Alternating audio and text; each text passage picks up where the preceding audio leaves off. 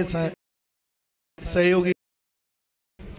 जहाँ गुरुओं के दर्शन हो वहीं उद्धार होता है।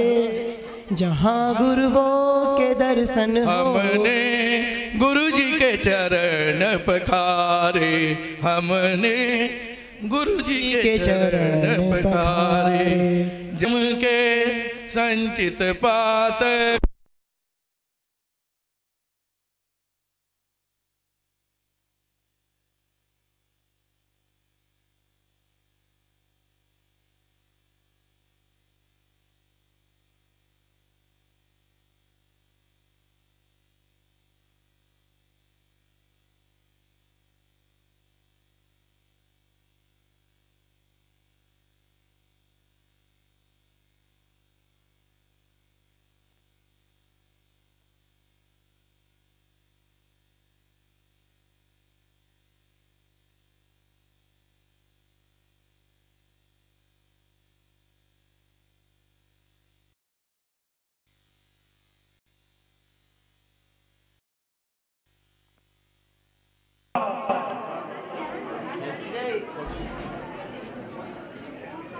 इस स्कूल के समस्त शिक्षक वर्ग एवं उनके द्वारा संपन्न भेंट किए गए। अब वक्त है गुरुदेव के कर कमलों में शास्त्र भेंट का। तो मैं श्री नरेंद्र जी मेहता एवं ममता जी, अनिल जी डागा और अशोक जी डागा, श्री संघ के जो भी यहाँ पे आए हैं और अन्य वरिष्ठ और विशिष्ट व्यक्ति भी आकर अपने कर कमलों से शास्त्र भेंट करेंगे।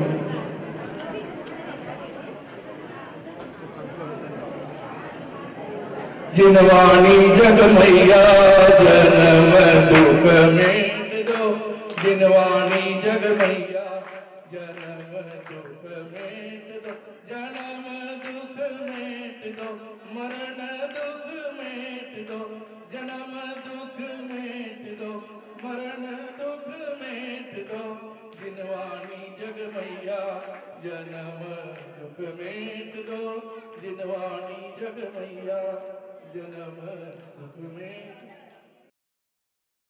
अवरोध नहीं बनना चाहता हूँ, परंतु फिर भी थोड़ा सा संक्षिप्त रूप से महाराज जी के चरित्र, कैसा महाराज का चरित्र होता है, इसके बारे में संक्षिप्त रूप से व्याख्या कर रहा हूँ।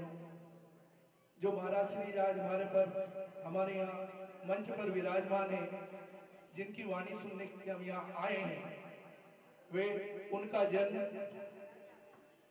पिता महेश चंद जी, माता उर्मिला माता के यहाँ पर ग्राम फिरोजाबाद उत्तर प्रदेश में हुआ। आपने प्रारंभ से ही अपनी शिक्षा के साथ या तो पूर्व संस्कार थे या आपके पुण्योदय था, इसके कारण प्रारंभ से ही घर के प्रति रुचि नहीं रही। अतः उन्होंने वैराग्य के जीवन को अपनाया और 2017 में ग्वालियर में आचार्य श्री विनम्र सागर जी द्वारा दीक्षा को ग्रहण किया। इस तरह उन्होंने अपना जीवन 2017 से वैराग्य की ओर बढ़ाते हुए कदम बढ़ाए। बंधुओं, ये जो आप स्वरूप देख रहे हैं दिगंबर जैन संत का, यह कोई मामूली स्वरूप नहीं है कि हम देखकर यह सोचते हैं कि यह भी कोई स्वरूप है, परंतु दिगंबर जैन स्वरूप जब भी मुनि दीक्षा लेते हैं तो सर्वप्रथम तो वे अपने परिवार का त्याग करते हैं। मोह, जिस परिवार से सबसे ज्यादा मोह होता है, परिवार का मोह त्याग करके वे अपने आत्म कल्याण के मार्ग पर अग्रसर होते हैं।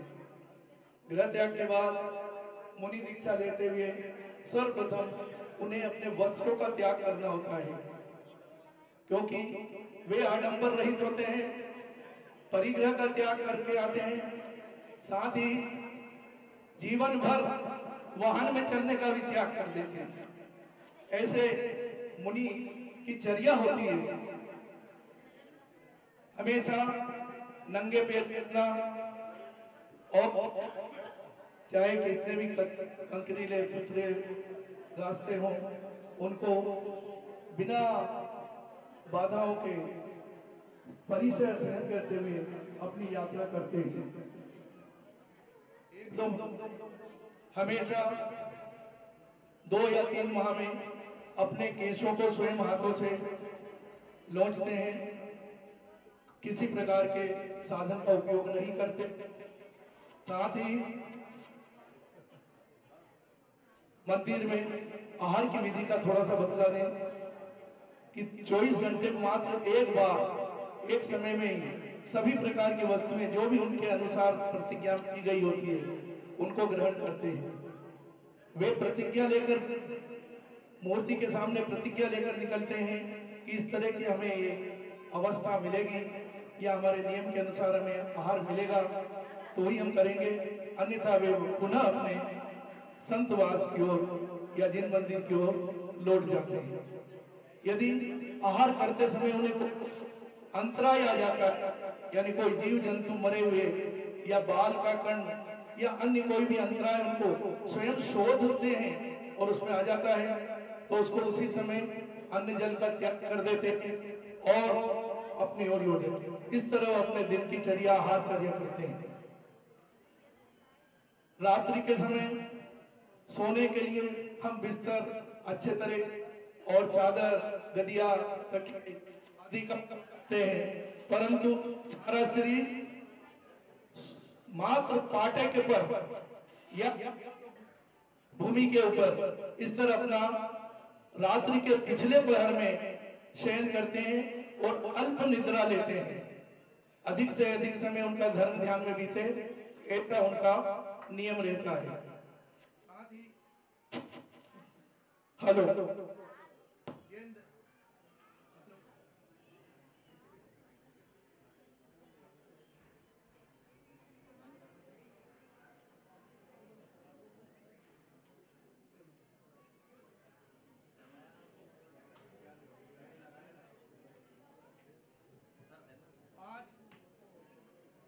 महाव्रतों का धारण करना, 5 समिति को पालन करना, 3 गुप्तियों को प्रवृत्ति रखना और सप्त व्यसन का त्याग, सप्त भयों का त्याग और कठिन परिस्थितियों में भी अपने यम और नियमों को वे से यम नियमों को पालन करते हैं, किसी प्रकार उनसे समझौता नहीं करते हैं। इस तरह यह मुनि की जीवनचर्या तो यूं तो उनके अनेक गुण होते हैं, परंतु संपूर्ण गुणों को यहाँ न तो हम बतला सकते हैं। अब हम अधिक तो नहीं गए, हम सभी महाराज श्री से निवेदन करते कि हे गुरुदेव, हम सभी ज्ञान पिपासुओं को अपने धर्मावचन से कृत करें और अमृत वाणी से लाभान्वित करें, ऐसा हम सबकी निवेदन है। नमोस्तु नमोस्तु नमोस्तु की परम देवादिदेव की बीतरा की भगवान रामचंद्र की, सर्वज्ञ प्रभु हनुमान की जय। बोले परम पूज्य आचार्य गुरुवर श्री विराग सगज गुरुदेव की, परम पूज्य गुरु श्री विनम्र सगज गुरुदेव की, अहिंसा वही जैन धर्म की।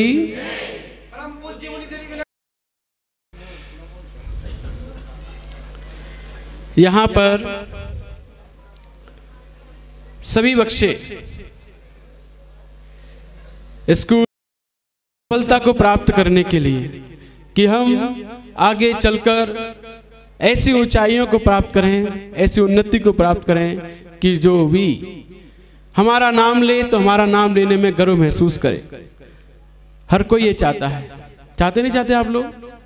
चाहते हैं कि हम कुछ ऐसे काम करें जिन कार्यों करने पर हमारे माता पिता, हमारे स्कूल वाले हमारा नाम लेते वक्त गर्व महसूस करें, उन्हें भी अच्छा लगे कि हमारे स्कूल में ऐसे बच्चे पढ़ते हैं और हमारे माता पिता को ऐसा एहसास हो कि हमारे बच्चे इतने होनहार हैं, इतने इंटेलिजेंट बुद्धिमान हैं। तो उसके लिए, उन सफलताओं को प्राप्त करने के लिए हमें अपने जीवन में कुछ नियम लागू करने पड़ते हैं। कुछ लक्षण ऐसे होते हैं होनहार बच्चों के जब उनके अंदर वो लक्षण आ जाते हैं तो वो नियम से अपने जीवन में ऊंचाई और उन्नति को प्राप्त करते हैं। तो वो लक्षण कौन से हैं? क्योंकि शिक्षा ग्रहण करने के लिए 4 चीज़ों की आवश्यकता होती है।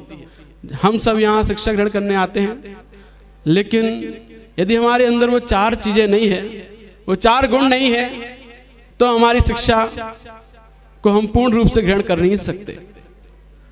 और प्रत्येक स्कूल की और प्रत्येक यूनिवर्सिटी की मात्र इतनी ही जिम्मेदारी नहीं होती कि उन्हें व्यापार की और तकनीकी शिक्षा की उसका ही ज्ञान दे, मात्र व्यापार करने का, बल्कि जिम्मेदारी ये होती है कि उनको ज्ञान के साथ साथ उनका बौद्धिक विकास ये बहुत आवश्यक होता है। बौद्धिक विकास का मतलब क्या होता है? उनके अंदर ऐसी क्षमता पैदा करना कि जिस क्षमता के होने पर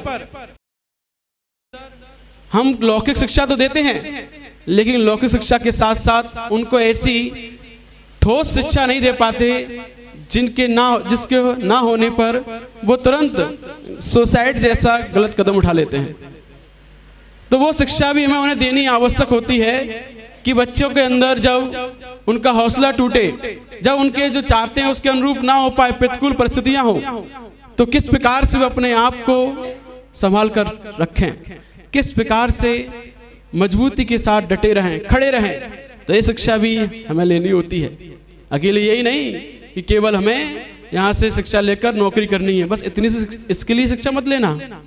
शिक्षा लेने के लिए आप तो पहली जो तकनीक है, पहली जो पद्धति है वो है अपनी शक्ति को बढ़ाना। अपने अंदर एक ऐसी प्यास होनी चाहिए, एक ऐसी भूख होनी चाहिए कि जिसको होने पर हम सफल नहीं हो सकते। आप उन लोगों की लिस्ट में नहीं आ सकते जो मेरिट में आते हैं, जो टॉपर होते हैं। उनकी लिस्ट में आने के लिए हमें अपनी शक्ति को बढ़ाना होता है। हमें अपने अंदर निरंतर अपने प्रयास को, अपनी मेहनत को और ऊंचाइयों की। और लड़कियों के दिमाग में, महिलाओं के दिमाग में कितनी होती है? ये खोज की है वैज्ञानिकों ने, तो उसमें बताया है कि 23 अरब सेल्स लड़कों के दिमाग में होते हैं। कितने? 23 अरब। और लड़कियों के दिमाग में होते हैं 19 अरब सेल्स। कितने? 19 अरब। इसीलिए लड़के ज्यादा समझदार होते हैं, है ना? तो अपने लिए कितने हंस रहे हो? जबकि लड़कियां ही ज्यादा मेरिट में आती हैं, लड़के नहीं आते हैं। क्यों? क्योंकि लड़कियों का दिमाग तो ज्यादा हाई होता है, लेकिन वो अपने दिमाग का उपयोग गलत कार्यों में करते हैं। वो अपने खेल मस्ती में ज्यादा रहते हैं, इधर उधर उनका दिमाग ज्यादा भटकता हुआ होता है। लड़कियां सिंसियर होती हैं, इसीलिए आगे निकल जाती हैं। तो हमें भी अपनी पढ़ाई पर अन्यथा नहीं कर सकते, पीछे रह जाओगे। तो हमें अपने जो दिमाग के सेल्स है ना, इनको चार्ज करना है। बिना इनको चार्ज किए आप अपनी शक्ति को नहीं बढ़ा सकते। दिमाग के सेल्स चार्ज भी करते हैं हम और डिस्चार्ज भी करते हैं हम, दोनों प्रकार से हम अपने जीवन में जी रहे हैं। जो लोग निरंतर सुबह उठकर जल्दी उठते हैं और सुबह जल्दी उठकर कुछ देर शांति से बैठते हैं और शांति से बैठकर जो ओंकार ध्वनि है, उस ओंकार ध्वनि का लगभग 10 बार उच्चारण करके अपने इस यहाँ आज्ञा चक्र पर, ये मस्तिष्क के बीचों बीच ध्यान करते हैं, वो लोग अपने इन सेल्स को चार्ज करते हैं। और जिनके सेल्स चार्ज हुआ करते हैं वही लोग बुद्धिमान बनते हैं, वही लोग मेधावी बनते हैं, वही लोग प्रतिभाशाली बनते हैं, वही लोग प्रज्ञावान बनते हैं, वही लोग ज्ञानवान बनते हैं। सबकी परिभाषाएं अलग अलग हैं। प्रतिभाशाली अलग होता है, ज्ञानवान अलग होता है, मेधावी अलग होता है, प्रज्ञावान अलग होता है। आप लोगों को पता है कि आप लोग कौन हो? बुद्धिमान हो, मेधावी हो, प्रज्ञावान हो, प्रतिभाशाली हो, कौन हो आप लोग? बुद्धिमान किसे कहते हैं? बुद्धिमान उसे कहते हैं जिसके अंदर कैचिंग पावर बहुत अच्छी होती है, जो एक बार में ही समझ जाता है बार बार समझाने की आवश्यकता नहीं होती है। जो टीचर को ध्यान से देखता है, ध्यान से सुनता है, उनकी ओर आंखों में आंखें मिलाकर जब वो पढ़ाते हैं टीचर, शिक्षक, तब बहुत गौर से उनको ध्यान से देखता हुआ, सुनता हुआ जो शिक्षा ग्रहण करता है, वही व्यक्ति अपनी कैचिंग पावर को बढ़ा पाता है, वही बुद्धिमान बन पाता है। तो जिसके अंदर समझदारी होती है वो बुद्धिमान व्यक्ति कहलाता है। और मेधावी कौन होता है? मेधावी व्यक्ति वो होता है और याद होने के बाद भूलता नहीं है, उन्हें मेधावी छात्र कहते हैं। आप लोग चाहते हो कि आप लोग के अंदर कि हमें जो भी हम याद करें तुरंत याद हो, तो याद करने कुछ तरीके होते हैं। आप उन तरीकों को अपनाओगे तो आप जो भी याद करोगे भूलोगे नहीं। वरना अक्सर ऐसा होता है कि हम याद करके तो आते हैं लेकिन एग्जाम हॉल में जाकर भूल जाते हैं। फिर ऊपर देखते छतों पे कि चल लिखा हो वहां पर, तो वहां लिखा मिलता है करोगे उनको लागू अपने जीवन में, क्योंकि आप उनको लागू करोगे तभी आपकी मेमोरी पावर और ज्यादा बढ़ती होगी। आपका जो 2 GB का अभी दिमाग है ना, 5 नहीं 2 GB अलग होता है, 5G 4G अलग होता है। 64 GB हार्ड डिस्क बनाना है हमें, 1 TB का बनाना है।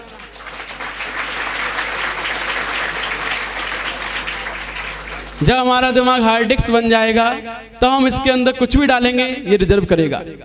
अभी आपको यहाँ पर प्रैक्टिकल करके बताया जाएगा। आपको निकालने से हम निकाल रहे हैं। वैसे ये वाली मुद्रा है ना, इस उंगली को इस उंगली से मिला लीजिए, इसे ज्ञान मुद्रा बोलते हैं। कौन सी? इस मुद्रा में बैठ जाइए, पीठ बिल्कुल सीधी, कमर की पीठ की हड्डी सीधी। इस प्रकार से बैठने पर ये ज्ञान मुद्रा है, अपने आप ही हमारे ज्ञान के तंतु कोशिकाएं सक्रिय हो जाते हैं इस मुद्रा में बैठने पर। उसके पश्चात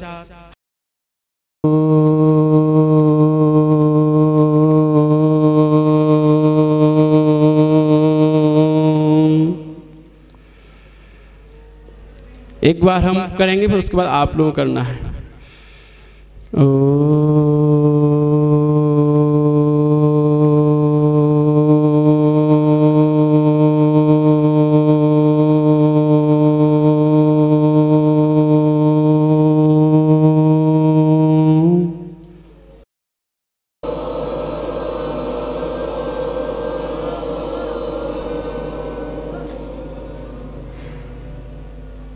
आप लोगों ने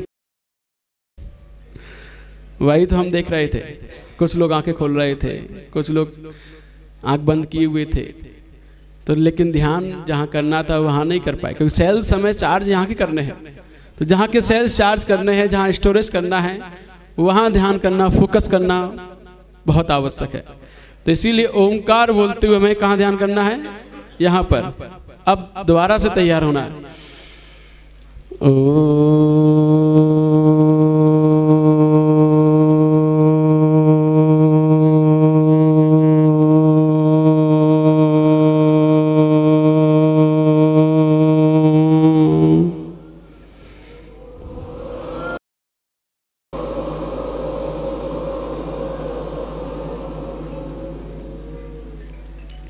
ये पहला प्रोसेस है याद करने के लिए।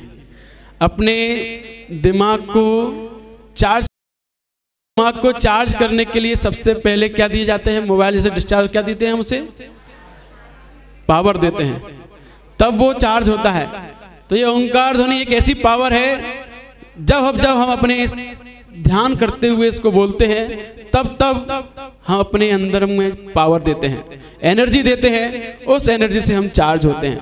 तो इसीलिए सबसे पहले क्या करना है? हमें अपने दिमाग को चार्ज करना है। जो अभी डिस्चार्ज है, सो के उठते हैं तो डिस्चार्ज होता है, मन ही नहीं होता सो के उठने का, ऐसा ही है, लेकिन उठना पड़ेगा। चार्ज करने के लिए दिमाग को कुछ ऊंचाइयों को पाने के लिए, सफलताओं को पाने के लिए कुछ मेहनत तो करनी ही पड़ेगी। बिना मेहनत किए कोई भी टाटा बिल्ला नहीं बनता है। तो इसीलिए हमें अपने जीवन में कुछ मेहनत तो करनी ही पड़ेगी। तो सबसे पहले सुबह उठकर इस ओंकार ध्वनि का जो स्मरण करता है, बोलता है और ध्यान करते हुए बोलता है, वो अपने दिमाग को बहुत पावरफुल बनाता है। वह मेमोरी क्षमता इतनी उसकी बढ़ जाती है, निरंतर करने वाला व्यक्ति की 2 GB का उसका दिमाग 64 GB हार्ड डिस्क जैसा बन सकता है। तो इसीलिए आप फिर ऐसे भी दिन आएंगे कि आपको पढ़ने की आवश्यकता नहीं होगी, आप सुनकर ही याद कर सकेंगे, एक बार सुनने में ही याद हो जाएगा। ऐसे भी दिन आएंगे। इसीलिए ये बहुत पावरफुल टेक्निक है। इस टेक्निक को जो अपने जीवन में लागू करता है, रोज सुबह उठकर इस प्रकार से ध्यान करता है, वो अपने दिमाग को बढ़ाता हुआ होता है, उसे बहुत जल्दी याद होता है। पहला तरीका ये। दूसरा तरीका है, जो भी हम याद करें बोल बोल कर याद करें। कैसे? बोल बोल कर।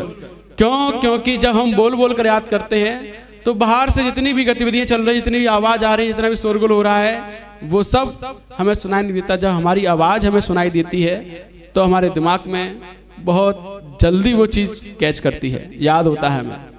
तो जब भी हम कुछ याद करें तो कैसे याद करें? बोल बोल कर। छत पे चले जाएं और छत पर जाकर आसानी से बहुत तेज तेज बोल बोल कर, धीमे धीमे बोल बोल कर, मतलब आपको आपकी आवाज सुनाई देनी चाहिए उस वक्त और कुछ नहीं। तो इस प्रकार से जब हम बोल बोल कर याद करते हैं तो जल्दी याद होता है। ये दूसरा तरीका है। तीसरा तरीका है, आपने जो बोल बोल कर याद किया है उस याद किए हुए को अब किसी को सुनाओ। एक बार याद करने के पश्चात किसी को भी सुना दो। आप अपने माता को सुना दो, पिताजी को सुना दो, बच्चों को सुना दो, किसी को भी मित्र को सुना दो, सुनाओ। यदि आपने याद करने के बाद किसी को सुना दिया, पक्का हो जाएगा, आप भूलोगे नहीं उसे। इसीलिए याद करने के बाद सुनाना जरूरी होता है। और यदि आप और चाहते हो कि और ज्यादा पक्का कर सके हम उसे, तो याद करने के बाद जो आप उसे लिख कर देख लो। कुछ घंटों के पश्चात आपने जो याद किया है उसे अपनी कॉपी पर लिख कर देखो कि आप कहां पर भूल रहे हो, कितना याद है, कितना भूल चुके हो। ये प्रैक्टिकल करके देखो घर पर ही, यहाँ पेपर हॉल में नहीं करना है। एग्जाम हॉल में वो प्रैक्टिकल करोगे कि हम कितना भूल रहे हैं तो यहाँ तो फेल हो जाओगे। इसीलिए घर पे ही प्रैक्टिकल करके देखना है कि हमने जो याद किया हम उसे कितना लिख पा रहे हैं। तो ये चौथा तरीका है कि हमने जो याद किया है उसे लिख कर देखो और फिर लिखने के बाद ये उसमें से रिजल्ट निकालो कि हम कहाँ भूले, कहाँ नहीं भूले। अब जहाँ भूले वहाँ दोबारा से मेहनत करो, दोबारा से तैयारी करो। ये चौथा तरीका होता है। और पांचवा अंतिम तरीका होता है कि आपने जो याद किया था रात को, अब उसे सुबह उठकर एक बार बैठ जाओ शांति से और अपने मन ही मन में उस आंसर को याद करो, स्मरण करो कि मैंने जो याद किया था मुझे कितना याद है, मैं उसे याद कर पा रहा हूँ। क्योंकि जब आप उस समय याद कर पाओगे तभी आप के सामने जब एग्जाम में पेपर आएगा उस समय आप याद करके लिख पाओगे। तो यदि 5 तरीके आप अपने जीवन में अपनाते हो याद करने के, तो आप नियम से मेधावी छात्र बनोगे। कौन से? मेधावी, जो याद करने में बहुत श्रेष्ठ होते हैं, जिनकी मेमोरी क्षमता बहुत हाई होती है, वही लोग टॉपर होते हैं। तो इसीलिए ये 5 तरीके अपनाइए, आप भी टॉपर की लिस्ट में आएंगे। आना चाहते नहीं आना चाहते? बहुत कमजोर शक्ति आपके अंदर, नहीं आ पाएंगे आप ऐसे। आना चाहते कि नहीं आना चाहते? अभी भी कमजोर शक्ति है, अभी भी नहीं आ सकते। जब तक आप चिंगारी तपन नहीं देती है, गर्मी नहीं देती है, गर्मी पाने के लिए बड़ी चिंगारी की आवश्यकता होती है। ऐसे ही कमजोर इच्छा शक्ति सफलता नहीं दिलाती है, कामयाबी नहीं दिलाती है। कामयाबी पाने के लिए मजबूत इच्छा शक्ति की आवश्यकता होती है।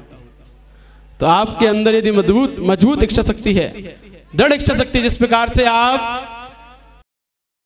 के लिए माता पिता से लड़ जाते, नहीं मैं तो जाऊंगा, मुझे तो खेलना है, ये आपकी मजबूत इच्छा शक्ति होती है, तब आप खेल पाते हो, क्रिकेटर बन पाते हो।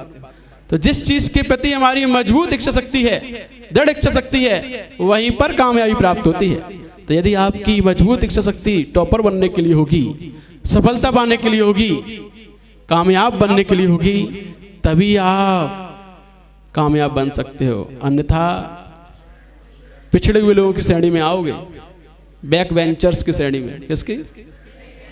हाँ, उसी में आते हो क्या? हाँ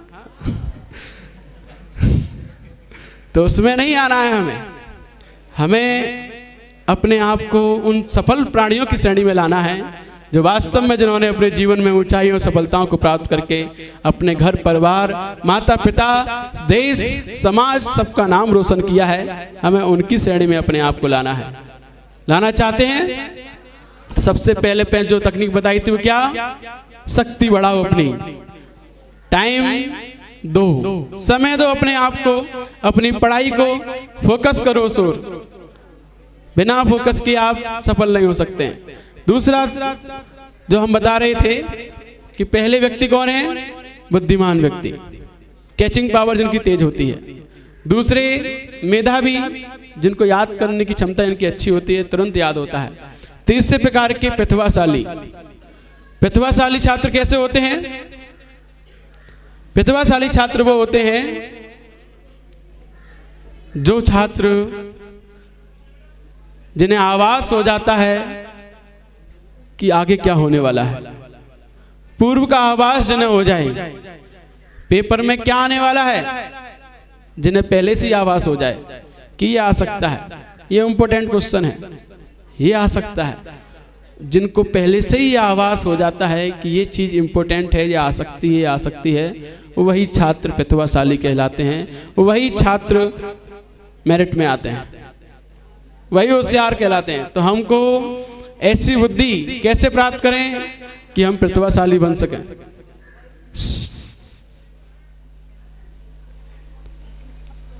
आप सब बनना चाहते नहीं चाहते प्रतिभाशाली, है ना? तो कैसे? उसको बनने के लिए, प्रतिभाशाली बनने के लिए हमें अपने गुरुओं का सम्मान करना बहुत आवश्यक होता है। यदि हमारे जीवन में शिष्टाचार नहीं है, गुरुओं के प्रति सम्मान नहीं है, तो हम प्रतिभाशाली नहीं बन सकते हैं। हमें वो ज्ञान की प्राप्ति नहीं होगी कि जिससे हम ये एहसास कर पाएं कि आगे पेपर में क्या आ सकता है। जो गुरुओं के समीप रहते हैं, गुरुओं का सम्मान करते हैं, उन्हीं के पास ऐसी विद्या आती है कि वो आसानी से समझ सकते हैं कि आगे पेपर में क्या आ सकता है, क्या इंपॉर्टेंट है। गुरुओं की शिक्षा जब उन्हें मिल जाती है, गुरु लोग जो आप पढ़ रहे हो वो कई बार पढ़ के और पढ़ाकर छोड़ चुके होते हैं, और जब उनकी पावर, उनकी विद्या जब हमारे अंदर आती है, वो कैसे आएगी? जब उनका सम्मान करेंगे। आपको पता है हमारी भारतीय संस्कृति में हाथ क्यों जोड़े जाते हैं? हाथ मिलाने की। हमारे यहाँ तो हाथ जोड़कर सम्मान किया जाता है, अभिवादन किया जाता है। क्यों? क्योंकि ये एक एंटीना है। क्या है ये? एंटीना का मतलब क्या होता है? जैसे आपके यहाँ पर डिश आती है और रिले होती है, सैटेलाइट रिले होती है, उस ओर से तरंग है और वो आके फिर हमारे टीवी में दिखाई देते हैं चित्र। ऐसे ही जहां ज्ञानवान व्यक्ति बैठा हुआ है, वो स्वर जब हम हाथ करते हैं तो वहां की जो पावर है वो हमारे पास आती है, रिले होती है। ये पावर लेने का तरीका है। हमारे शरीर में कुछ ऐसे अंग होते हैं जिन अंगों से हम पावर लेते हैं, और कुछ ऐसे होते हैं जहां से पावर निकलती है और जहां से पावर ली। पावर का मतलब ऊर्जा, जहां से ऊर्जा निकलती है और जहां से ऊर्जा ली जाती है। कुछ ऐसे भी अंग होते हैं, तो ध्यान दें ऐसे कौन से अंग हैं जिनसे ऊर्जा निकलती है। सबसे पहले निकलने वाले समझिए, जहां से ऊर्जा निकलती है, तो ऊर्जा निकलती है आंखों से। सबसे पहले कहां से निकलती है? आंखों से। तो जो बच्चे टीचर की, शिक्षकों की आंखों में देखकर पढ़ते हैं, समझते हैं, जल्दी कैच करते हैं, क्योंकि ऊर्जा यहाँ से निकलती है। वो अपनी उनकी ऊर्जा को ग्रहण करते हैं और उन्हें जल्दी याद समझ में आता है, कैचिंग पावर बढ़ती है। दूसरी ऊर्जा कहाँ से निकलती है? यहाँ से निकलती है। वो टीचर जब आशीर्वाद देते हैं तो वो अपनी ऊर्जा को बच्चों में दिया करते हैं। तीसरी ऊर्जा निकलती है पैरों के अंगूठों से, बहुत अधिक निकलती है वहाँ से। तो हम जब भी स्कूल आए तो टीचरों के पैर छूकर उनकी ऊर्जा लें, जिससे कि हम भी उनकी तरह ज्ञानवान बन सकें, हम भी उनकी तरह हमारी मेमोरी पावर बढ़ सके। तो शिष्टाचार जब तक हमारे अंदर नहीं होगा तब तक हमारा बौद्धिक विकास नहीं हो सकता है। तो इसीलिए ये शिष्टाचार आवश्यक है। आपको यदि प्रतिभाशाली बनना है, आपको वो ज्ञान प्राप्त करना है कि क्या आ सकता है, पूर्व में ही आभास हो जाए आपको, तो ये आभास करने के लिए हम विनयवान बनना आवश्यक होता है। गुरुओं के प्रति हमारी विनय जितनी होती है, गुरुओं के प्रति हमारा सम्मान जितना होता है, उतना ज़्यादा हम अपने जीवन में प्रतिभाओं को निखारते हुए होते हैं। क्योंकि जो प्रतिभाशाली लोग हैं उनका सम्मान, उनकी विनय करने पर हमारे अंतर की प्रतिभाएं अपने आप बढ़ती होती हैं। तो इसीलिए गुरुओं का सम्मान करना सीखो, अपने अंदर उनके प्रति विनय भाव लाओ, विनम्रता लाओ, तभी जाकर आप ऊंचाइयों को प्राप्त कर सकते हो। तो ये तरीका है प्रतिभाशाली बनने का जो हम बता रहे थे। तो ये पावर यहाँ से 3 हिस्से हमने बताए निकलने के, कहाँ से? आंखों से, हाथ से गद्दी, हाथ की गद्दी से और पैर के अंगूठे से। यहाँ से ऊर्जा निकलती है। और ऊर्जा ग्रहण कहाँ से की जाती है? आप लोगों को तो ग्रहण करनी है, तो कहाँ से ग्रहण की जाती है? तो ऊर्जा ग्रहण करने के लिए सबसे पहले ये मस्तिष्क, ये माथा, यहाँ से ऊर्जा ग्रहण की जाती है। दूसरा, आंखों से ऊर्जा ग्रहण की जाती है। तीसरा, इन हाथ के उंगलियों के आगे के हिस्से से, अग्रभाग से ऊर्जा ली जाती है। ये ऊर्जा लेने के तीन स्थान हैं। तो आपने देखा होगा बहुत से लोग जब ऊर्जा लेने जाते हैं किसी गुरु के पास, भगवान के पास, तब वो अपना मस्तक सीधा उनके चरणों में रख देते हैं। तो इस डायरेक्ट ऊर्जा ले रहे हैं, क्योंकि पहले यूं ली और यूं यहाँ तक लाए तो बीच में ही फिसल गई आधी। तो इसीलिए ग्रहण की जाती है, क्योंकि वो आंख से निकलती भी और आंख से लेते भी हैं। आंख 2 तरीके की है।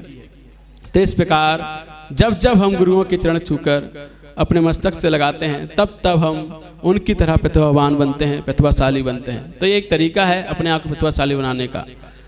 तो हम समझ में आ गया बुद्धिमान कौन? बुद्धिमान याद करने की क्षमता श्रेष्ठ है, स्मरण करने की, वो मेधावी। प्रतिभावान कौन? मैं करोगे कुछ नहीं बन पाओगे, बकरी बन जाओगे। प्रतिभावान वो होता है जो अभी हमने बताया, जिससे पूर्व का आभास हो जाता है। और प्रज्ञावान उसे कहते हैं जिसके अंदर तत्काल जवाब देने की क्षमता होती है, उसे प्रज्ञावान कहते हैं। प्रश्न पूछा कि 5 अंकों की सबसे बड़ी संख्या कौन सी है? 5 अंकों 99,999, तुरंत उत्तर दिया जाए, इसे कहते हैं प्रज्ञावान। ये प्रज्ञावान लोग ही इंटरव्यू में सफल होते हैं। आप पढ़ाई करके एग्जाम तो दे दोगे, लेकिन जब इंटरव्यू में जाओगे तो वहां पर आपकी प्रज्ञा ही काम आएगी कि आप तुरंत जवाब देने की क्षमता आपके अंदर है, तभी आप सिलेक्ट होगे, नहीं तो रिजेक्ट कर दिए जाओगे। तो प्रज्ञावान हमें बनना है, तुरंत तत्काल जवाब देने की क्षमता, कुछ भी पूछा जाए हमारे अंदर जवाब देने की क्षमता हो। अब किसी ने पूछ लिया इंटरव्यू में कि आप अभी एक जो जिसे इंटरव्यू लेना था वो और जिसे इंटरव्यू देना था, दोनों लोग सीढ़ियां चढ़कर इंटरव्यू हॉल में पहुंचे। और जब वहां पहुंचे तो उसने प्रश्न पूछ लिया कि आपने कितनी सीढ़ियां चढ़ी? तो आप क्या करोगे? वहां पे गिनती करोगे तो रिजेक्ट कर दिए जाओगे। तो उसने, जो व्यक्ति प्रज्ञावान था, उसने तुरंत जवाब दिया जितनी आपने चढ़ी उतनी मैंने चढ़ी, सिलेक्ट हो गया। तो इसीलिए तुरंत जवाब देने की क्षमता, आप कुछ भी जवाब दो, लेकिन आपका कॉन्फिडेंस दिखना चाहिए, वहां पर आपका आत्मविश्वास दिखना चाहिए। तो पहला यही है कि पहला तो हमने बताया था अपनी शक्ति बढ़ाओ, दूसरा यही है कि आत्मविश्वास बढ़ाओ। शिक्षा लेने के लिए दूसरी पद्धति है कि आत्मविश्वास हमारा इतना, कॉन्फिडेंस हमारा इतना मजबूत होना चाहिए कि हम कहीं भी कमजोर ना दिखें, अपने आप कमजोर ना समझें कि मैं ये नहीं कर सकता, मुझसे याद नहीं होगा, मुझसे पढ़ाई नहीं होगी। आप पहले से ही अपने आप को लूजर, आई कैन डू, मैं ये कर सकता हूं, मेरे अंदर ताकत है। विल पावर होनी चाहिए आपके अंदर, तभी आप कुछ सीख सकते हो, अन्यथा नहीं सीख सकते। तो इसीलिए आत्मविश्वास दूसरा, यदि आपके अंदर आत्मविश्वास है, कॉन्फिडेंस है, तभी आप शिक्षा ग्रहण कर सकते हो। और तीसरी बात, दूसरों की बातें ध्यान से सुने। जब हम दूसरों की बातें, जिनसे हमें शिक्षा लेनी है, उनकी बातों को हम ध्यान से सुनते हैं, गौर देते हैं, पूरे कंसंट्रेट के साथ, एकाग्रता के साथ वहाँ हमारा फोकस होता है, तभी हम शिक्षा ले सकते हैं। हम आपको जो बता रहे हैं, यदि आप ध्यान से नहीं सुन रहे हैं, यदि आपकी एकाग्रता यहाँ नहीं है, तो आपको कुछ भी मिलने वाला नहीं है। आप जैसे यहाँ बैठे थे वैसे ही बैठ के चले जाओगे। कुछ पाने के लिए ध्यान से सुनना आवश्यक होता है, कुछ ग्रहण करने के लिए। और एक चीज और, जब भी आपको कुछ समझाया जाए, आपके हाथ में एक कॉपी पेंसिल होना आवश्यक होता है, कि आपको जो कुछ भी अच्छा लगे तुरंत नोट किया जाए। क्या पता वो चीज़ आपके भविष्य में कब काम आ जाए। तो इसीलिए ये शिक्षा ग्रहण करने के लिए सबसे ज़्यादा आवश्यक होती है कि टीचर्स जब भी हमें कुछ बताएं तो हमारे हाथ में कॉपी पेंसिल हो, तुरंत नोट करें उसे कि ये चीज़ वास्तव में अच्छी है और आगे चलकर काम आएगी। तो इस प्रकार ये तीसरी बात है। और चौथी बात है सीखने की गहरी इच्छा होना। क्या होना? सीखने की गहरी इच्छा, दृढ़ इच्छा शक्ति होना। एक बार एक सफल व्यक्ति से एक असफल व्यक्ति ने पूछा कि आप सफल कैसे हुए, इतनी सफलता को आपने कैसे प्राप्त किया? तब उस व्यक्ति ने कुछ जवाब नहीं दिया, वो चला गया। फिर दोबारा से उस व्यक्ति ने वही प्रश्न किया, आप बताइए ना कि आप इतनी सफलता को कैसे प्राप्त किया आपने? तो उसने कहा कि सुबह आना नदी के पास, और वो वहां है, वो उसको क्या करता है, उसको नदी में बुलाकर अपने पास बुलाता है, अपने पास बुलाकर उसकी गर्दन पकड़ता है, सिर पकड़ता है और सिर पकड़कर डुबा देता है, पानी में डुबा देता है। और वो छटपटाता है और उसका मुंह नीला पड़ जाता है। जैसे उसका मुंह नीला पड़ता है वो उसे छोड़ देता है, वो ऊपर आता है। आपको सबसे ज्यादा जरूरत किसकी थी? किसके लिए तड़प रहे थे आप? श्वास के लिए तड़प रहे थे। उसकी आपको बहुत ज्यादा इच्छा थी, गहरी इच्छा थी कि मुझे श्वास मिले, छटपटा रहे थे उसके लिए। तो ऐसे ही जब आपके अंदर सीखने की गहरी इच्छा हो जाएगी, उस दिन आप सफल हो जाओगे। ऐसी गहरी इच्छा शक्ति आपके अंदर होना बहुत आवश्यक है, अन्यथा आप सफल नहीं के लिए आएगी। तभी आप इस देश के महान लोगों के बीच में आ पाओगे, उनकी श्रेणी में आपका नाम आ पाएगा। तो वो तड़प आपके अंदर लानी होगी, तभी आप उस शिक्षा को पूर्ण रूप से ग्रहण कर पाओगे, अन्यथा नहीं कर सकते। तो इसीलिए ये चार चीजें अपने जीवन में लागू करो। आप यहाँ शिक्षा ग्रहण करने आए हो, आप सफल होने के लिए आए हो, आप ऊंचाइयों को पाने के लिए आए हो। तो ऊंचाइयों को पाने के लिए सुनना, बहुत ही अच्छे तरीके से कंसंट्रेट, एकाग्रता के साथ उनको सुनना। और चौथा, सीखने की गहरी इच्छा होना। ये चार सूत्र यदि आपके जीवन में आप लागू करते हो, नियम से आप उन्नत शिक्षा को प्राप्त करोगे। और शिक्षा मात्र यही नहीं है कि आप स्कूल में पढ़ाया जा रहा है वो पढ़ लिया, याद कर लिया, पेपर दे दिया, एग्जाम दे दिया और आप पढ़े लिखे हो गए। यही शिक्षा है क्या मात्र? आप यही सोचते हो? क्या इसी के लिए पढ़ रहे हो कि हमने स्कूल में जो पढ़ा उसको याद किया और याद करने के पश्चात पेपर दिया और भूल गए, पास हो गए, भूल गए? यदि आपको जो आपने, आप कौन सी क्लास में, 10th में वाले हैं यहाँ पर, 11th वाले है ना? जो 11th वाले लोग हैं, यदि उनसे कहा जाए आपने 10th में एग्जाम दिए थे, उस एग्जाम को आपसे अब लिया जाए तो आप दे सकते हो? वही एग्जाम जो आपने 10th में दिया था, आपके सामने वही पेपर रख दिया जाए, आप दीजिए इसे, दे सकते हैं? फेल हो जाओगे। क्या हो जाओगे? फेल। क्यों? क्योंकि आपने पढ़ाई उतने समय के लिए था कि रात में पढ़ा और सुबह पेपर देकर आ गए। पढ़ाई उतनी देर के लिए था कि हम तो बस केवल पास होना है और अच्छे नंबर लाना, बस उतने मांग तक सीमित थे हम। हमें पढ़ाई मात्र इसलिए नहीं पढ़नी है, हमें पढ़ाई अपने अंदर कुछ गुणों को विकास करने के लिए पढ़नी है। क्योंकि कहा जाता है भोजन और ज्ञान में कुछ समानताएं हैं। बच्चों, भोजन और ज्ञान में कुछ समानता होती है। वो क्या? भोजन उस पर मैं प्रभाव नहीं डालता कि कितना खाया जाए, उसका कोई असर नहीं होता कि कितना खाया। महत्व उसका होता है कितना पचाया। ऐसे ही आपका महत्व इतना नहीं है कि आपने कितना पढ़ा, महत्व इसका है कि आपने उसको पढ़ने के बाद अपने अंदर कौन से गुणों को विकसित किया, उस ज्ञान को आपने अपने अंदर कितना उतारा है। यदि आप पढ़कर यहाँ से पढ़ने के बाद यदि आपके अंदर ईमानदारी, आपके अंदर दया, आपके अंदर साहस, आपके अंदर दृढ़ कॉन्फिडेंस, दृढ़ विश्वास, ये गुण आपके अंदर नहीं आए हैं तो आप पढ़े लिखे नहीं हैं। आपके अंदर वो क्षमता नहीं है कि आप के जीवन में कठिन परिस्थितियां आए उन समय में आप सही निर्णय लेने की क्षमता रख पाए कि आप उस समय क्या करेंगे जब आपके सामने परिस्थितियां आपके विपरीत हैं। उस समय अपने आप को सही निर्णय लेने की क्षमता हमारे अंदर है तो हमने सही शिक्षा प्राप्त की है, अन्यथा नहीं की है। तो उसके लिए हमारे अंदर कौन से गुण होने चाहिए? पहला गुण सहनशीलता, दूसरा गुण गंभीरता, तीसरा गुण धैर्यता। हमारे अंदर जब ये गुण आते हैं, सहनशील होते हैं हम, तभी हम अपने आप को मजबूत बना पाते हैं।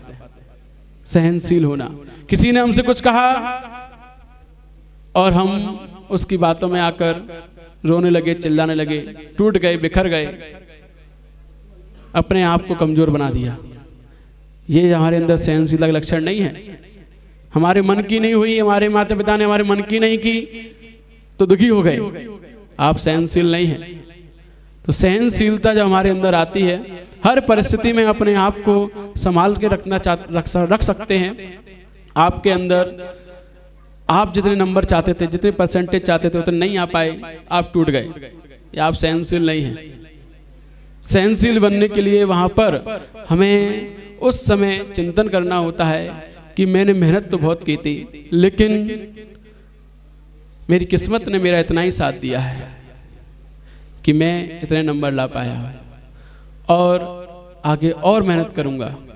अपने अंदर और उसको उत्साह बढ़ाना होता है, तब जाकर हम सहनशील बन पाते हैं। आगे और मेहनत करूंगा जिससे कि मैं और ज़्यादा सफल हो पाऊँ। तो ये पहला सहनशील होना।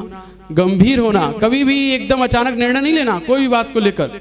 अक्सर यही होता है, बच्चे जरा सा उनके जीवन के उनके अनुसार नहीं होता है और जरा से उनके अनुसार नंबर नहीं आए तो तुरंत ऐसा निर्णय ले लेते हैं जिनके निर्णयों के लेने के कारण से वो पूरी उनकी जिंदगी भर उनके माता पिता तड़पते हैं, सुसाइड कर लेते हैं बेचारे वो। अब आप तो सुसाइड कर गए, लेकिन आपके माता पिता जिन्होंने आपको बहुत लाड प्यार से पाला था, बड़ा किया था, आपको शिक्षा लेने के लिए भेजा था, लेकिन आपने क्या किया उनके साथ? उनको तड़पने के लिए छोड़ दिया। तो इसीलिए कभी भी जिंदगी में ये नियम लेना आज कि हम सुसाइड नहीं करेंगे। बोलिए सभी लोग, हम सुसाइड कभी भी किसी परिस्थिति में नहीं करेंगे। जोर से, आपके ताकत नहीं है आपके अंदर, जोर से बोलिए। हाँ, नहीं करेंगे। यदि आप ये नियम लेते हो तो आप अपने माता पिता के प्रति बहुत, उनके प्रति आप समर्पित हो। यदि आप उनके प्रति समर्पित नहीं हो तभी आप ऐसे कदम उठाओगे। तो उनके प्रति समर्पित होने के लिए आप अपनी जिंदगी में कभी ऐसे गलत कदम नहीं उठाना। तो इस प्रकार अपने आप को सहनशील बनाओ, गंभीर बनाओ। अचानक से कोई निर्णय नहीं लेना है। गंभीर लोग सोच समझ कर निर्णय लेते हैं, सोच विचार कर कदम उठाते हैं, और जिनके अंदर गंभीरता नहीं होती है वहाँ ये कदम अचानक उठ जाते हैं। तो हमें यही कहना है टीचरों से भी कि आपको शिक्षा देने के साथ साथ जो आप इनको पढ़ा रहे हो उसके साथ साथ इनके अंदर गुण का भी विकास हो, इनके अंदर गंभीरता भी आए, धैर्यता भी आए कि संकट के समय कैसे पेशेंस रखा जाए और अपने आप को संभाला जाए, वो गुण भी विकसित हो और सहनशील भी ये बने। ऐसे कुछ इनको शिक्षाएं देना भी आवश्यक है। मोटिवेशन, अपने जीवन में विपरीत परिस्थितियों में अपने आप को संभाल सकते हैं, तो यही शिक्षा होना बहुत ज़्यादा आवश्यक है। ईमानदार बनने की शिक्षा होना बहुत आवश्यक है। हमारे अंदर एक दूसरे के प्रति दया भाव होना बहुत आवश्यक है।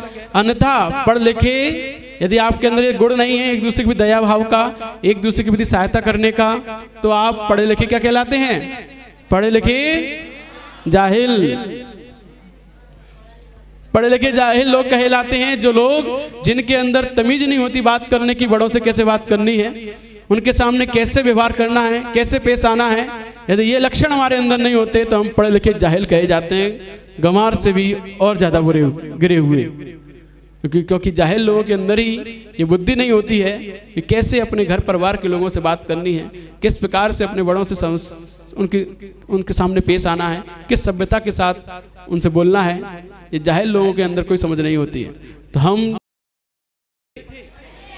पढ़े लिखे हैं तो हमारे अंदर ऐसे गुण होना आवश्यक है जिनसे आप पढ़े लिखे कहलाओ। तो पहला गुण ईमानदारी का, किसी को भी आपकी वजह से नुकसान ना पहुंचे, किसी को भी आपकी वजह से तकलीफ ना पहुंचे, ये ईमानदारी गुण है। क्योंकि जब हम अपना नुकसान उठा सकते हैं लेकिन दूसरे को नुकसान नहीं पहुंचाएंगे, ये ईमानदार व्यक्ति की पहचान होती है।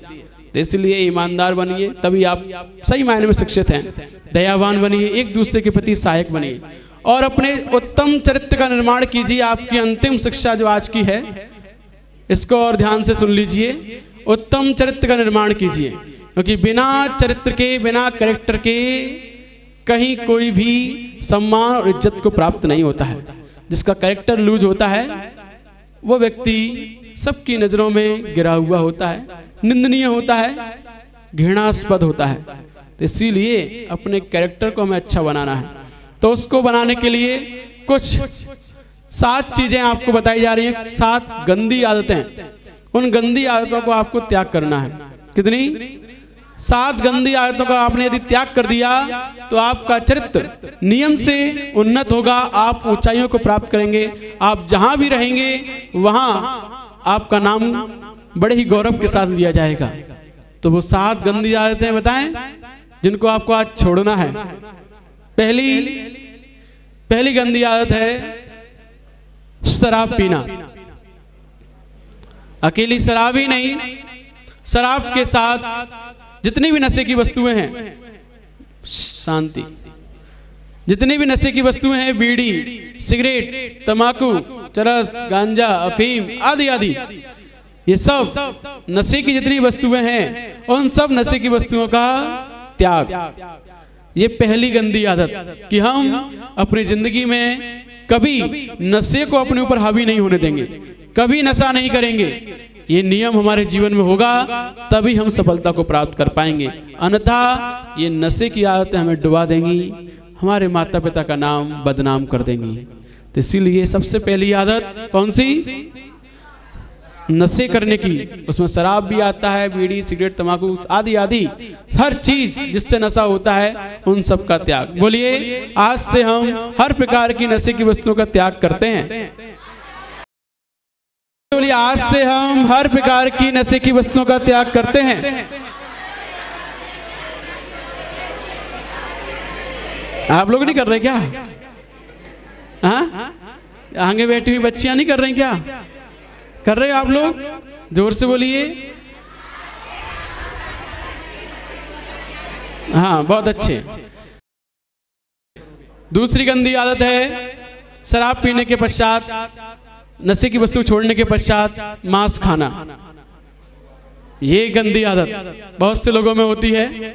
नॉनवेज का सेवन करते हैं, है ना? एग भी नॉनवेज में आता है, अंडा भी। तो वो भी जो सेवन करते हैं तो वो व्यक्ति अपने मानसिक दिमाग को बीमार बनाते हैं। इस दिमाग को, क्योंकि आप आज वो कमजोर हैं, आज वो कमजोर लोग हैं, आज हम मजबूत हैं तो उनको खा रहे हैं, कल वो मजबूत होंगे, हम कमजोर होंगे तो वो हमें खाएंगे। टिट फॉर टैट मिलता ही मिलता है। ये प्रकृति का नियम है, सिद्धांत है कि आप जैसा करोगे वैसा भरोगे, जैसी करनी वैसी भरनी। ये सिद्धांत है। इसीलिए आप जो कमजोर लोग हैं, आज आप उन्हें खा रहे हो तो कल वो आपको खाएंगे। इसीलिए बचिए, निरंतर ये गंदी आदत को छोड़िए। तो दूसरी गंदी आदत, हम आज से नॉनवेज का त्याग करते हैं। बोलिए, हाँ, बहुत अच्छी बात है। ये दूसरी गंदी आदत जो छोड़ देता है वो व्यक्ति कभी भी विकारों को, इसीलिए क्रूर हैं, किसी को नहीं छोड़ते हैं, अपने घर परिवार वालों को भी मार देते हैं, इतने क्रूर होते हैं ये। तो इसीलिए हमारी दिमाग में विकृति आती है तो दूसरे जीवों को के प्राण निकालने पर ये भी क्रूरता है, और उनका मांस खाने पर हमारा दिमाग बहुत ज़्यादा क्रूर हो जाता है, बेकार हो जाता है, विकृति वासनाएं हमारे अंदर भर जाती हैं। इसीलिए इसका त्याग होना, ये गंदी आदत छोड़ना बहुत आवश्यक है। तीसरी जो गंदी आदत है चोरी करना, उसका त्याग। चोरी तो नहीं करते आप लोग? पड़ोसी का पेन चुराते नहीं चुराते? नहीं चुराते ना, बहुत अच्छी बात है। क्योंकि आज पेन चुराने की आदत है, धीरे धीरे वो आदत बढ़ेगी तो आप इस शहर के अकोदिया गांव के बहुत बड़े चोर कहलाओगे। फिर और आदत बढ़ेगी तो आप डकैतों की श्रेणी में आओ। तो इसीलिए शुरुआत यहीं से होती है कि हम छोटी छोटी आदतों को अपने जीवन में ग्रहण करते जाते हैं, आगे चल के बड़ी होती जाती हैं। तो हमें शुरुआत यहीं से करनी है कि हमें अपने जीवन में चोरी करने का त्याग करना है। बोलिए, आज से हम चोरी करने का त्याग करते हैं। हाँ, बहुत अच्छे। जो लोग चोरी करने का त्याग कर देते हैं, शांति, वही लोग कभी भी सिर नीचा करके नहीं चलते हैं। जो लोग चोरी करते हैं ना, अब क्लास में किसी ने पेन चोरी कर लिया, कॉपी चोरी कर लिया, उसकी शिकायत कर दी कि मेरा पेन चोरी हो गया है, तो अब जब चेकिंग होती है तो उसी की नजरें नीची होती हैं जिसने किया हो, चोरी की होती है। तो इसीलिए हमें कभी भी सिर नीचे करके ना चलना पड़े, सिर झुकाकर ना चलना पड़े। इसके लिए अपने जीवन में चोरी की गंदी आदत का त्याग करना होता है, संकल्प करना होता है कि हम कभी ऐसे गंदे काम नहीं करेंगे कि हमें नीची नजर करके चलना पड़े, हमारी वजह से हमारे माता पिता को नीची नजर करके चलना पड़े। ऐसे खोटे कार्य कभी नहीं करेंगे। तीसरी गंदी आदत चोरी करना। चौथी, जुआ खेलना। खेलते नहीं खेलते? नहीं खेलते? आईपीएल में लगाते तो नहीं हो टीम के ऊपर? नहीं लगाते ना, बहुत अच्छी बात है। जो लोग ये जुआ खेलते हैं, सट्टा खेलते हैं, ये लोग अपने पूरे घर परिवार के पैसे को बर्बाद कर देते हैं। इसीलिए हमें अपने जीवन में ये गंदी आदत है, बहुत गंदी आदत है जुआ खेलने की, शर्त लगाने की और सट्टा खेलने की। ऐसे लोग अपने परिवार से प्रेम नहीं करते हैं। जो लोग जुआ खेलते हैं, सट्टा लगाते हैं, ये लोग अपने परिवार से प्रेम नहीं करते हैं। क्यों? क्योंकि आज ये आदत पड़ गई, आज आप कुछ जीत गए, फिर और जीतने की लालसा में बहुत कुछ गवा देते हैं, बहुत कुछ खो देते हैं, और इतना खो देते हैं कि कर्जा लेने का सोच लेते हैं, और कर्जा भी लेकर फिर खेलते हैं, और वो कर्जा चुकता नहीं है, फिर हार जाते हैं तो मारे जाते हैं, सुसाइड कर लेते हैं। तो जुआ खेलने की आदत बहुत खतरनाक आदत है, हमें जान से ही मरवा देती है जब हमारे ऊपर ये हावी हो जाती है तब। तो इसीलिए एक जुआ ने क्या कराया था? महाभारत करा दी थी। जुए की खेलने की आदत थी ना, तो उन्होंने महाभारत करा दी थी। तो सोचिए, पूरा घर परिवार नाश हो गया उस महाभारत से, कौरवों का पूरा वंश विध्वंस हो गया।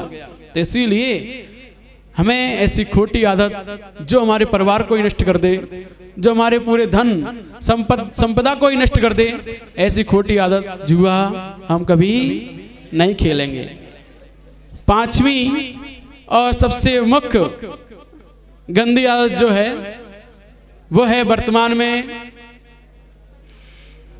पर स्त्री सेवन, पर पुरुष सेवन। अर्थात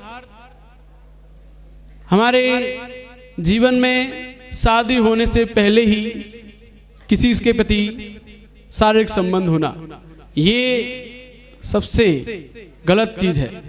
आज हम पढ़ाई करने आए हैं यहाँ पर, क्या करने आए हैं? पढ़ाई करने आए हैं, और हम उस पढ़ाई के समय में यदि किसी से अट्रैक्ट हो जाते हैं, आकर्षित हो जाते हैं, और पहले से ही ये सब क्रियाएं चलती हैं, तो हम कहीं भी सफलता को प्राप्त नहीं होते हैं, हम डूबते हुए होते हैं। सफलता को प्राप्त करने के लिए हमें जिस चीज में, हम जिस क्षेत्र में हैं, उस क्षेत्र में अपना 100% देना होता है। कितना? 100%, तभी जाकर आप उस क्षेत्र में सफल होते हो। तो आप यहाँ पढ़ाई कर रहे हो, आपको यहाँ अपना 100% देना आवश्यक है। आपका फोकस पढ़ाई पर होना आवश्यक है। यदि आपका फोकस कहीं और होता है, रात रात भर आप पढ़ाई में नहीं चैटिंग में निकालते हो, तो आप कहीं भी सफल नहीं हो सकते हो। तो गंदी आदत हमें हमेशा क्या कराती है? पीछे बैक वेंचर्स बनाती है, पीछे ले जाती है। तो इसीलिए ये हमारे जीवन में ये नियम होना चाहिए कि जब तक हम पढ़ाई करेंगे तब तक हमारा फोकस सिर्फ और सिर्फ पढ़ाई पर ही रहेगा। उसके लिए हमें क्या करना है? उसके लिए सिर्फ हमें इतना करना है कि जब तक हमारी पढ़ाई चल रही है तब तक के लिए जितने भी लड़कियां हैं वो सब हमारी बहनें हैं, ये मानना है। और जब तक पढ़ाई चल रही है, जब तक जितने भी लड़के हैं वो सब हमारे भाई हैं, बस ये स्वीकार करना है। आप अपने जीवन में इन सब खोटी आदतों से बचे रहोगे। तो क्या करना है आज आपको? कि बोलिए, जब तक पढ़ाई चलेगी, जब तक पढ़ाई चलेगी तब तक सारी लड़कियां हमारी बहनें हैं और सारे लड़के हमारे भाई हैं। इस प्रकार का नियम जिसके जीवन में होता है वो बच्चे शांति, इस प्रकार का नियम अपने माता पिता को नीचा नहीं दिखने देते। यदि ये नियम है हमारे जीवन में कि हम जब तक पढ़ेंगे तब तक सारे लड़के हमारे भाई हैं, हमारे उनसे प्रति कोई भी ऐसा हम काम नहीं करेंगे जिससे हमारे माता पिता को नीचे देखना पड़े। इस प्रकार के भाव जब हमारे अंदर होते हैं तभी हम वहाँ पढ़ाई कर पाते हैं और पढ़ लिख कर अपने माता पिता का नाम रोशन कर पाते हैं, खुद का नाम रोशन कर पाते हैं। अन्यथा भटक जाते हैं, दूसरे लोग हमें भटका देते हैं और हमारी दुर्गति कर देते हैं। तो इसलिए हमें सबसे पहले अपना जिस क्षेत्र में है उस क्षेत्र में 100% देने की जिम्मेदारी होती है। माता पिता ने आपको विश्वास के साथ आपको भेजा है बाहर पढ़ने के लिए, आपको उनके विश्वास पर खरा उतरने के लिए ये नियम बहुत आवश्यक है वर्तमान में। अगर ये नियम नहीं होता है तो हम बाहर जाते हैं, हमारे ऊपर माता पिता का वहाँ कंट्रोल नहीं होता है और हम भटक जाते हैं। जरा सी हमारे किसी से प्रशंसा की कि तुम बहुत अच्छे हो, तुम बहुत बढ़िया हो, ऐसे हो वैसे हो, फिसल गए। तो जरा सी प्रशंसा में हम दूसरे के हो जाते हैं और वो व्यक्ति हमारा क्या करेगा हमें खुद नहीं पता होता है। तो इसीलिए हमें जब तक हमारी पढ़ाई चल रही है उस वक्त, उस समय तक अपने आप का फोकस सिर्फ और सिर्फ अपने लक्ष्य की ओर होना चाहिए। किस ओर? लक्ष्य, हमारे टारगेट क्या है उस ओर होना चाहिए। तो उसके लिए नियम होना बहुत आवश्यक है, अन्यथा हम भटक जाते हैं और भटके हुए लोग कभी भी सही मार्ग को प्राप्त नहीं हो पाते हैं। तो ये चरित्र का निर्माण हमें अपने जीवन में अपने चरित्र का निर्माण करना है। तो इन 5 अभी खोटी आदतें हुई हैं। 6वीं खोटी आदत है वह है शिकार खेलना। शिकार मतलब जीवों को परेशान करना। कोई कुत्ता बैठा उसको डंडा मार रहे हैं, गिट्टी फेंक कर मार रहे हैं, किसी को भी मारना, जान से मारना या ऐसे ही मारना, यह है शिकार खेलना। तो मतलब आप किसी को मार रहे हो, आज सोचिए, ध्यान दें, वो सलमान खान ने एक काले हिरण को मार दिया, आज तक बेचारा परेशान है नहीं, बार बार जेल जाना पड़ता है उसे। तो यदि हमारे जीवन में किसी पक्षी को मारने की आदत है, किसी कुत्ते को मारने की आदत है, किसी अन्य जीव को मारने की आदत है, तो वो आदत बहुत खराब आदत है, वो हमें भी जेल पहुंचा सकती है। आज हम छोटे छोटे जीवों को मार रहे हैं, अपने अंदर क्या ला रहे हैं? क्रूरता ला रहे हैं, अपने अंदर उसके प्रति खोटे विचार ला रहे हैं, गंदे विचार ला रहे हैं। आज छोटे छोटे जीवों के प्रति हैं, कल कोई बड़ा व्यक्ति भी आएगा आपके सामने, आप उससे भी लड़ोगे, उससे भी इसी प्रकार बर्ताव करोगे, क्योंकि आपकी आदत वैसी बन चुकी है। फिर आपके जीवन में क्या होगा? लड़ाई झगड़े होंगे, रंजिश बनेंगी और आप जेल की सलाखों के पीछे होंगे। तो इसीलिए शुरुआत इन गंदी आदतों को छोड़ने से ही होगी, तभी आप अपने जीवन में एक सफल व्यक्ति बन पाओगे, एक दूसरे के सहयोगी बन पाओगे। तो गंदी आदत क्या है? एक दूसरे को पीड़ा देना, सताना, उनको मारना, तो ये छोड़ना होता है। ऐसे कहते हैं शिकार करना। तो मतलब एक दूसरे को मारने की साजिश करना, रचना, परेशान करना। तो इसको करने वाला व्यक्ति कभी भी अपने दिमाग को चार्ज नहीं कर सकता। वो क्या कर रहा है? डिस्चार्ज कर रहा है। कोई गंदे विचारों से हमारे दिमाग डिस्चार्ज होता है, अच्छे विचारों से, पॉजिटिव थिंकिंग से हमारे दिमाग चार्ज होता है। तो पॉजिटिव थिंकिंग क्या है? पॉजिटिव थिंकिंग यही है कि हमारा काम बने और किसी का भी बिगड़े नहीं, ये पॉजिटिव थिंकिंग है।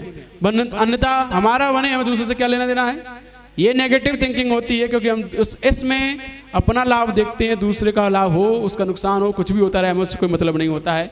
ऐसे विचार जिसके होते हैं वो अपने दिमाग को डिस्चार्ज करता है। तो ये सब शिक्षाएं जब हमारे जीवन में होती हैं तो हम नियम से अपने आप को उन्नति के क्षेत्र में, हम जिस भी क्षेत्र में होते हैं, चाहे पढ़ाई के क्षेत्र में हो, चाहे व्यापार के क्षेत्र में हो, चाहे धर्म के क्षेत्र में हो, चाहे बिजनेस के किसी भी क्षेत्र में XYZ, आप हर क्षेत्र में सफलताओं को प्राप्त करोगे जब आपके जीवन में आपका चरित्र उन्नत है। तो ये 6 और 7वीं है वैश्य सेवन। ये 7 आदतें, खोटी आदतें जिनके जीवन से छूट जाती हैं, वही व्यक्ति का चरित्र श्रेष्ठ होता है, उन्नत होता है, और वही श्रेष्ठ चरित्र वाला व्यक्ति सदैव सिर उठाकर चलता है, कभी सिर नीचा करके नहीं चलता है। सिर नीचे करके वही चलते हैं जिनका चरित्र लूज होता है, कैरेक्टर लूज जो होते हैं, वही हमेशा अपने समाज में, देश में बदनामी को प्राप्त होते हैं, उन्हीं की निंदा होती है। तो इसीलिए ये 7 आदतें स्वीकार करने का त्याग किया कि नहीं किया आप लोगों ने? हाँ, कि आज से हम किसी भी नहीं करेंगे। हाँ, ये नियम, ये गंदी आदतें यदि आपने अपने जीवन में लागू कर ली हैं तो आप मानना कि आप इस अकोदिया पूरे गांव के धारण करने वाले बच्चे हर किसी स्कूल में नहीं हैं। जिस स्कूल में ऐसे बच्चे होते हैं जिनके अंदर ये गंदी आदतें नहीं होती हैं, वही स्कूल सबसे अच्छा स्कूल कहा जाता है। तो इसीलिए आज आपने जो शिक्षाएं प्राप्त की हैं, वो शिक्षाएं आपके जीवन को, ऊंचाइयों को, आपके जीवन बनाने वाली हैं, आपके अंदर व्यवहारिकता लाने वाली हैं। क्या लाने वाली हैं? कि आपको समाज में कैसे रहना है, कैसे चलना है, हर परिस्थिति में आपको कैसे सामना करना है, वो आपको यहाँ शिक्षा दी गई है। हमने आपको पढ़ाई लिखाई की शिक्षा नहीं दी, आपको ए फॉर एप्पल नहीं पढ़ाया, लेकिन हमने आपको वो दिया है जो आपकी पूरी जिंदगी भर काम आएगा। यदि आपने इन सब चीज़ों को अपने जीवन में लागू किया है तो आप नियम से बहुत ऊंचाइयों को प्राप्त करेंगे। यहाँ के शिक्षक, यहाँ के प्रबंधक जी और सभी लोगों से कहना है कि ये हमारी जिम्मेदारी है कि बच्चों के अंदर हम शिक्षा देने के साथ साथ उनको गुणवान बनाएं, उनके अंदर ऐसी शिक्षाएं, गुणवत्ता भी उन्हें बताएं कि जिससे कि वो अपने जीवन में निरंतर अपना खुद का बचाव कर पाएं, सेल्फ डिफेंस। एक यहाँ पर